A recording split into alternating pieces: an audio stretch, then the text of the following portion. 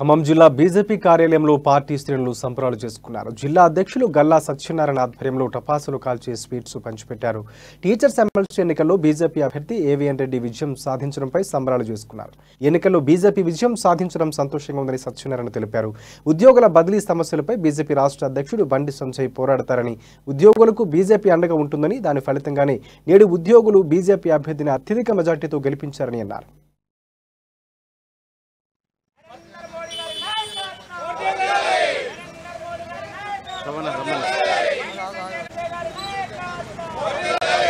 AVN Reddy గారి గెలుపు ఏదైతే ఉందో ఇది తెలంగాణ రాష్ట్ర ప్రజల యొక్క గెలుపు. భారతీయ జనతా పార్టీ అభ్యర్థికి అత్యధిక మెజారిటీతోటి ఓట్లేసి గెలిపించినటువంటి ఉద్యోగ ఉపాధ్యాయ సంఘాలన్నిటికీ కూడా హృదయపూర్వక ధన్యవాదాలు తెలియజేసుకుంటా ఉన్నాము.